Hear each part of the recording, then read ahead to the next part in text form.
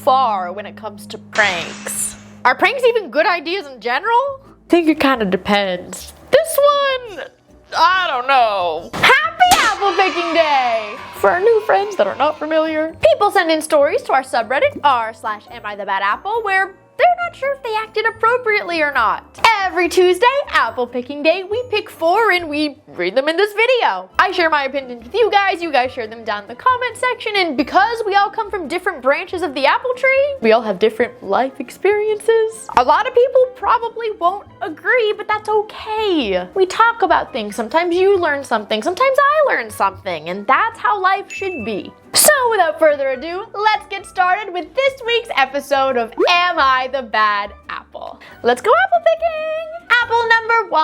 Am I the bad apple for keeping my ex-husband from remarrying? I, 45 female, got married over 2 decades ago, and the relationship didn't really work out. We've been going through an amicable, or at least as amicable as it can be, divorce. My ex, 51 male, told me today that he wants me to drop my last name, or I guess his last name. We have children with his last name who, yes, are adults now, but it's also been my identity for as long as I held my maiden name. I have no desire to return my maiden name as it represents an identity I've outgrown. I used to get confused with people at school and at work, and my married name is very unique and it doesn't happen anymore. My ex wants to marry this new woman that he's with now who's 44. She's amazing and he's exceptionally lucky to have her in his life. The thing is though, she won't marry him unless I give up his last name. I initially refused as there's no way anyone can compel me to do this. Like, it's my identity. But I really like this woman and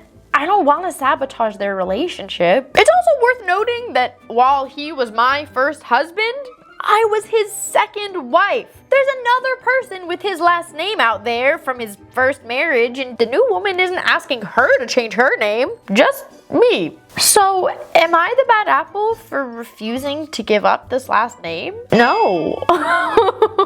There are a lot of questions that I have about this story, okay? Like, some things just don't make sense to me. Why does one ex-wife have to do it and not the other? You love her and she's amazing, but this is the hill she's ready to die on? I'm so confused.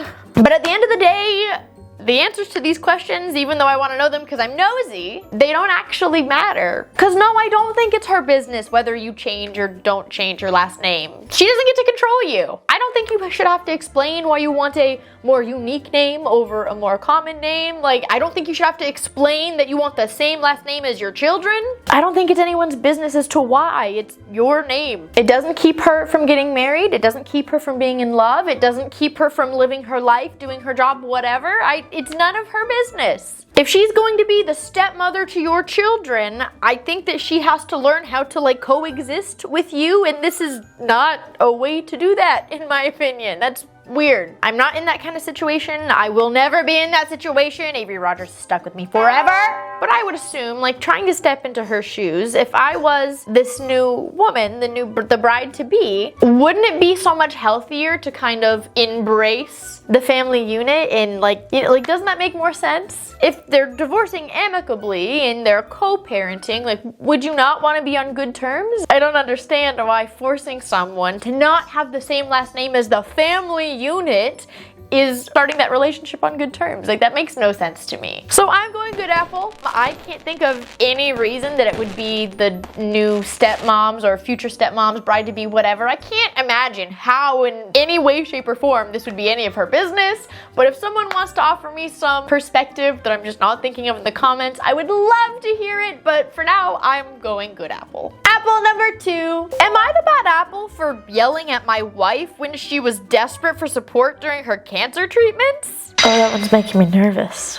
My wife is currently battling cancer, and one of the things she's told me she's struggling with the most is losing her hair. She's been given near a 100% chance of survival since we caught it very early, so that's great, but chemotherapy has still destroyed her hair anyways. She ended up having to shave what was left of it off a couple weeks ago. Not long after that, she suggested we attempt to get our 17-year-old daughter, Anna, to do the same. Anna has very long hair and she puts a lot of care and effort into it, so I felt like it was kind of appropriate to ask her in private if she would even be willing to do such a thing. Anna told me that no, she didn't want to cut her hair off, and I figured that was the end of that. However, yesterday, the two of them came home from a girls' shopping trip, something that they do every so often, and Anna had a buzz cut. That struck me as very odd after what she just told me the other day. So after dinner, I talked to Anna, and she told me that my wife said she would never forgive Anna if she didn't show her support by buzzing her head. What? I asked Anna if she was at least okay with her decision now, and she said that no, she wasn't. She hated how her hair looked. While we were going to bed, I brought it up with my wife, and she said, "Look, it was Anna's choice to or not, okay? I just told her how I'd see the situation if she didn't want to support me." I lost it. I said, "What's wrong with you?" I told her that she needed to respect Anna's personal choices, and that a 17-year-old girl being against shaving her head wasn't exactly out of the ordinary. It had nothing to do with her and her battle with cancer. My wife disagreed and said that I was wrong, and that it was clearly to show support of her, and that I should be grateful that Anna did it. She got so mad that I even questioned it that I've been sleeping on the couch ever since. I love my wife, I do, and I understand that she's going through something traumatic. However, her attitude is coming off as very manipulative to me, and that's not behavior I feel like I can personally accept, especially when it's impacting our daughter. I'm not sure if I can move past this to continue the relationship. So, am I the bad apple? Okay, there's a lot to unpack here. I am very fortunate in that I have not had to deal with any kinds of health or medical scares like that. And for the people who do, that's so hard, it's so traumatic, it's not fair, but it's also not other people's fault. I don't understand the whole, "Well, it's not fair that this is happening to me, so I need everyone around me to also suffer through this." I think it's really great when people do decide to shave their heads to support their friends and family members who are going through cancer. I mean, my brother, when we were kids, our friend had leukemia, and my brother was one of the first ones in line to shave his head, and I thought that was so great. But I think it's very wrong to tell people, "Well, I'll never forgive you if you don't do this, because if I have to suffer, you also have to suffer." Shaving your head isn't the only way that you can show support for people who are battling illnesses like cancer. And even though the situation as a whole is not fair, I think it was really wrong of this woman to tell her teenage daughter,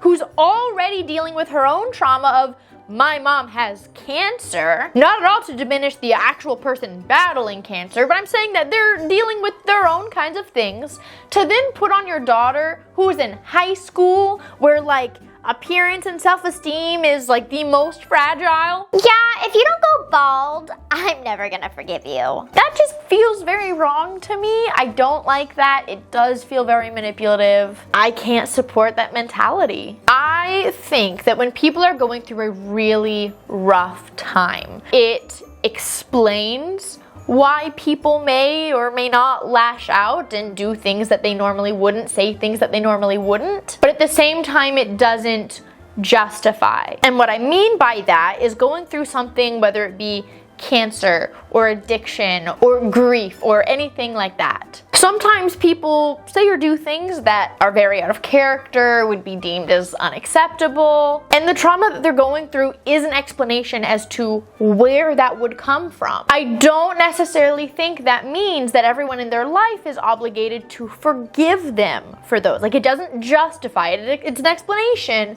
but it's not a justification. And I think that it's 100% okay to say, look, you were going through a rough time and you did this thing or said this thing that wasn't okay, but I forgive you for it because you were going through a rough time. I also think it's okay and valid to say, look, I get you were going through a rough time and I know that's why you did or said these things, but I can't move past that. It impacted me very heavily. It caused my own heartbreak and issues, and I can't move past that. I'm sorry. When Avery's mom passed away, there were some things that he was struggling with too, and I chose to stand by him for those. But I don't think it's my business to tell somebody whether they should or shouldn't have to move past it. Like, their feelings are their feelings, and if they can't get over, like, I don't have kids. I don't know what it must feel like for your spouse to manipulate your child into something like that. Like, I don't know. I don't feel like I can tell them what they should be feeling about that. But the question is, am I the bad apple for yelling at her about it? And I don't think so. So I'm going good apple, even though I might not choose the same choices that he is. I don't have that experience.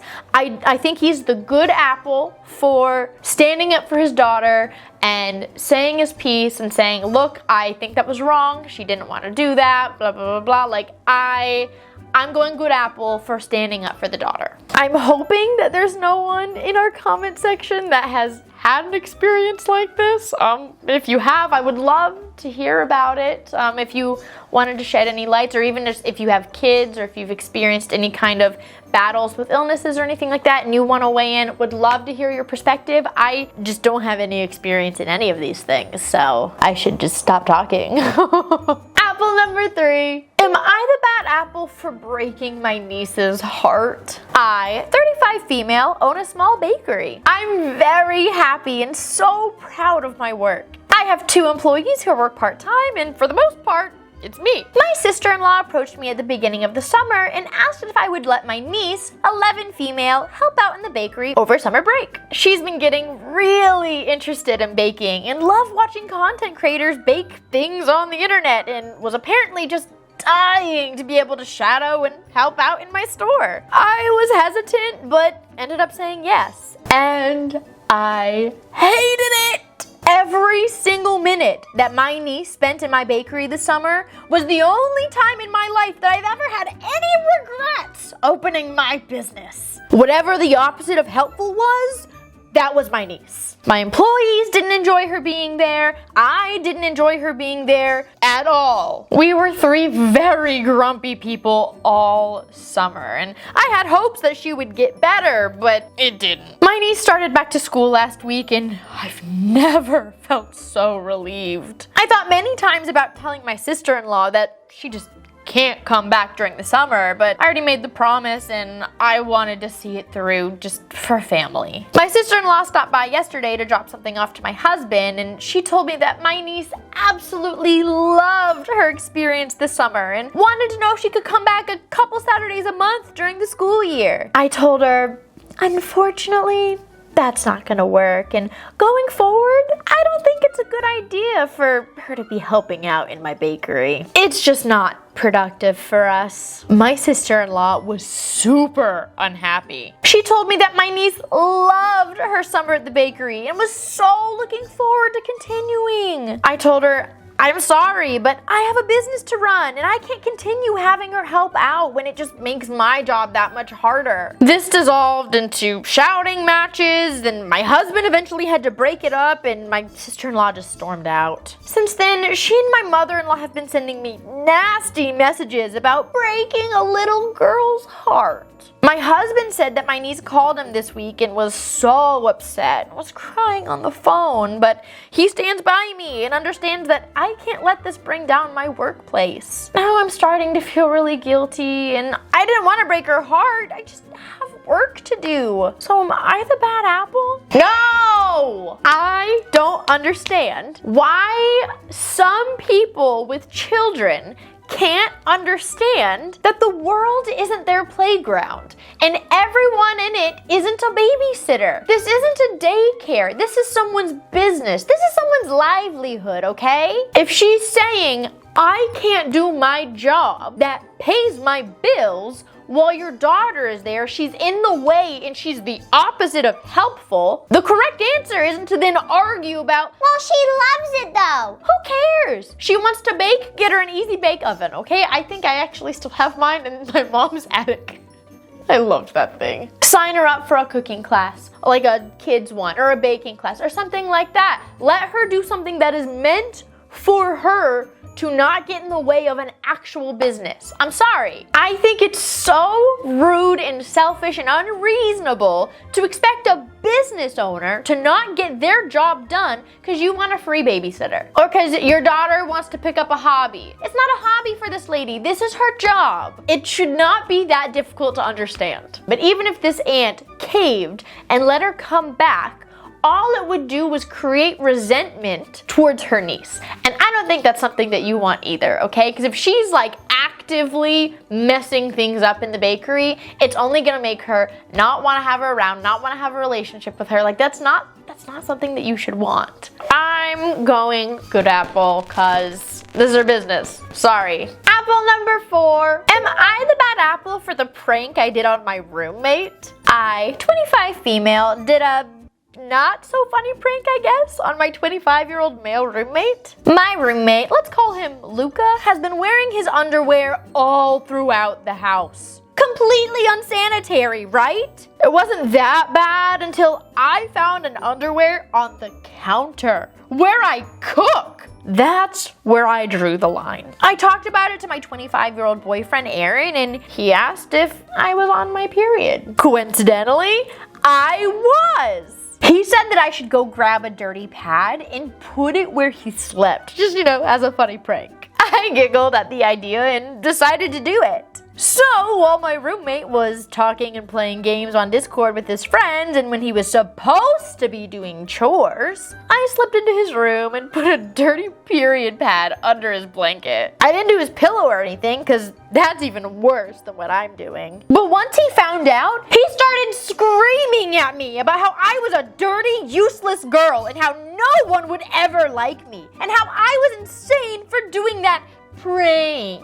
At first I kind of felt a little bad about it, but then he said I was useless, so I just feel like he deserved it. We talked about it, and I guess we're on good terms again, and he stopped leaving his underwear throughout the house, but I still feel kind of bad about it. So, was I the bad apple? Ew! What is wrong with you? Okay. First of all, I don't see anywhere in this story where you told the guy, hey, can you not wear that around the house? I see no mention of, I asked him to stop and he said no. Like, none of that at all. Did you even ask him to not? And I will say, I wouldn't want someone's underwear on the space that I'm eating or cooking or anything. Like, no. That would bother me, okay? That's still not the same thing as going and putting somebody else's bodily fluids, it's not even just spit, it's blood, in someone's bed. Well, I didn't put it on his pillow. No, you put it under his blankets where it's now gonna get on his blankets. And that's blood, like that doesn't always come out very well. What is wrong with you? Well, I felt bad, but then he called me names because I put blood in his bed, so now I think he deserved it. No! Use your freaking words, be an adult, and have an adult conversation with the person that you live with about, hey, can you just put on some more clothes in our shared spaces? And 2, don't use biohazards as a prank. Yes, your blood can be a biohazard, and that's just gross. That's disgusting. And I already feel like there's gonna be some people in the comments that are like, it's natural, blah, blah, blah, blah. You don't go and put your bodily fluids in other people's space. That's gross. I don't care if it was blood or spit or urine. I don't care. That's disgusting. It's all natural. It all comes out of your body. That doesn't mean that other people want it in their personal spaces. Bad apple. Ugh. I don't care if the guy should have put on more clothes. Absolutely he should have. You're still a bad apple. That just makes me nauseous. You're 25 years old. You're 2 years younger than me. In what world is that a mature adult decision? That just... Oh. All right, I got 3 good apples and 1 bad apple. At least that's what I got. I would love to know if you guys disagreed at all. I feel like a lot of these were pretty straightforward. There weren't very many that I was like, I don't know. You know what I mean? So I'm pretty confident that a lot of us probably agreed. But again, it's always possible that there are perspectives or lines of thinking that we just haven't experienced or haven't thought of. So if you have one, would love to hear about it in the comments. And for your well wishes this week. Ooh, that bakery one has me thinking about muffins and cookies and stuff. I hope that sometime in the next week, you all come across a very delicious baked good that just, you know, is so fluffy and warm. Whether it be gluten-free, if you need it to be, that's totally fine. But you guys deserve that goodness in your life. Yeah, now I want to go find like a chocolate chip muffin somewhere. That's gonna be my next stop after this. Thank you guys so much for joining me today, and I hope to see you guys next week. Bye, my lovelies. Mwah.